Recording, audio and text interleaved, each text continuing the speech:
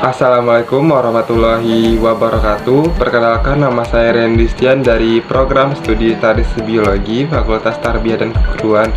Di video ini saya akan membuat video tentang alat laboratorium biologi, yaitu spektrofotometer UV. Simak video ini ya. Baik, di mata kuliah pengetahuan laboratorium ini saya akan membahas tentang alat spektrofotometer UV. Alat laboratorium adalah perangkat fisik atau instrumen yang digunakan dalam berbagai disiplin ilmu untuk melakukan pengujian, analisis, atau eksperimen.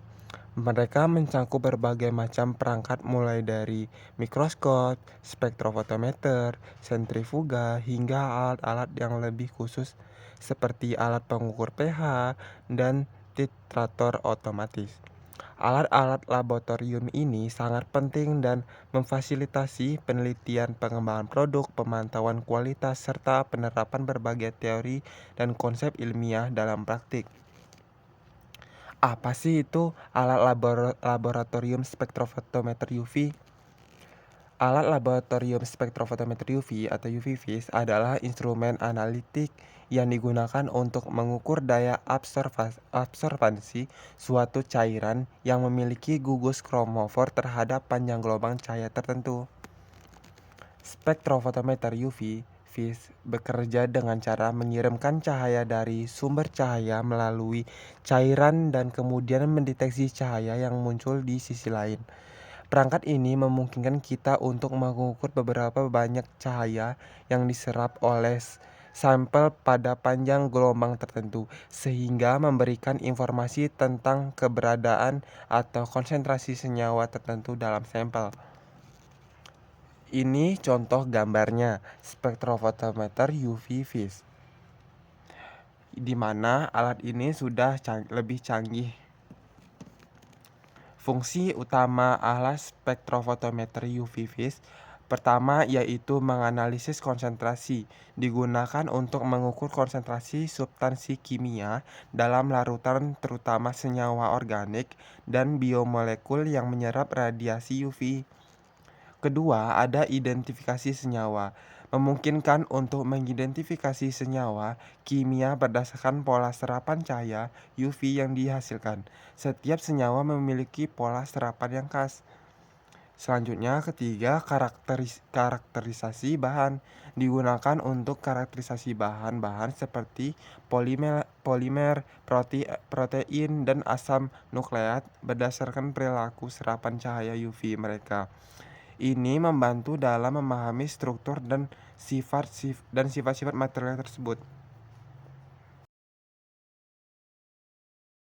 Kalau kita mau menginginkan pada panjang gelombang UV, yaitu pada panjang gelombang 200 sampai 400 nanometer, maka lampu yang digunakan di sini tadi adalah lampu deuterium. Nah, kalau kita menginginkan mengukur serapan pada panjang gelombang visible yaitu 400 sampai 700 nanometer, maka sumber sinarnya adalah berupa lampu Wolfram. Bagian selanjutnya yang ada di dalam alat ini adalah monokromator. Di sini tidak terlihat monokromatornya, jadi monokromator ini akan membagi atau memecah cahaya polikromatis menjadi cahaya tunggal dengan komponen panjang gelombang tertentu. Nah, tadi sumber sinarnya dari lampu tadi itu akan memancarkan sinar polikromatis, sedangkan yang harus masuk ke dalam sampel adalah sinar monokromatis pada panjang gelombang tertentu. Maka itulah gunanya monokromator. Nah, selanjutnya bagian yang ketiga adalah sel atau kuvet. Ini ada kuvet kuarsa yang digunakan ketika kita mengukur pada panjang gelombang UV. Kemudian ini adalah kuvet kaca yang kita gunakan untuk mengukur pada serapan daerah tampak atau visible. Nah, kuvet-kuvet ini kemudian nanti akan dimasukkan ke dalam tempat kuvet. Jadi ini kalau kita mau mengukur, ini bisa kita mulai dari larutan belangko. Larutan belangko isinya pelarut yang kita gunakan secara umum adalah Aquades. Nah, kemudian ini bisa diisi 3 sampel dengan berbagai konsentrasi misalkan. Nah, alat ini jadi spektrofotometer sebenarnya ada 2 jenis, yaitu spektrofotometer single beam dan ada spektrofotometer double beam. Nah, kalau spektrofotometer single beam ini cahaya hanya melewati satu arah sehingga yang diperoleh nanti hanyalah nilai absorbansi dari larutan yang dimasukkan. Jadi misalkan kita mengukur belangko dulu, kemudian belangkonya dikeluarkan, diganti dengan sampel. Nah, berbeda dengan single beam yang tadi saya perlihatkan. Jadi nanti kita bisa langsung memasukkan belangko, kita bisa memasukkan belangko sampelnya di sini. Nanti kita bisa mengatur posisinya. Jadi yang kita ukur nanti pastikan akan pas dengan sumber sinarnya, karena kita mengukur radiasi elektromagnetik dari sinyal ini dengan sampel. Jadi interaksi materi yang ada di dalam sampel dengan radiasi yang diberikan. Jadi pastikan pastikan posisinya pas betul sesuai yang kita inginkan, mengukur belangko ataukah sampel 1, 2, 3. Nah, ini kita bisa mengaturnya dengan tombol ini. Nah, kalau di spektrofotometer single beam tadi memang kelemahannya seperti itu, tapi harganya memang lebih murah dibandingkan spektrofotometer yang double beam. Nah, kalau yang pada spektrofotometer double beam ini cahaya melewati 2 arah. Nah, ada alat lagi yang namanya chopper. Chopper ini membagi sinar ke dalam belangko dan sampel, sehingga nilai absorbansinya sampel telah mengalami pengurangan terhadap nilai absorbansi belangko. Jadi sudah langsung ada faktor koreksinya. Ini kalau yang double beam. Nah, selanjutnya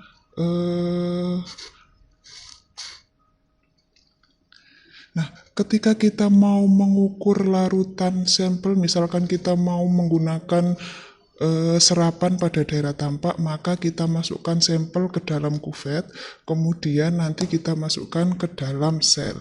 Nah, setelah terjadi kita tutup, kemudian nanti kita atur mau mengukur transmitan ataukah absorbansinya. Nah, ketika terjadi interaksi antara radiasi dari sumber sinar dengan sampel tadi, maka kemudian ada alat yang namanya detektor. Detektor ini menyerap sinar yang mengenainya dan mengubah menjadi suatu besaran yang dapat diukur. Detektor ini berupa alat fotolistrik mengubah isyarat sinyal menjadi isyarat listrik. Nah, selanjutnya alat yang bagian yang terakhir adalah recorder. Recorder ini merupakan sistem baca yang memperagakan besarnya isyarat listrik. Nah, ini kalau di alat ini adalah tampilan dari recorder yang ini, yang kecil ini. Nah, jadi tergantung kalau kita tadi menginginkan absorbansi, maka yang muncul adalah nilai absorbansinya. Nah, kalau misalkan kita tadi menginginkan transmitan, maka yang muncul adalah nilai transmitan. Jadi ini adalah alat spektrofotometer UV vis. Bagiannya ada sumber sinar, kemudian ada monokromator, ada sel atau kuvet, kemudian ada detektor, dan yang terakhir adalah recorder.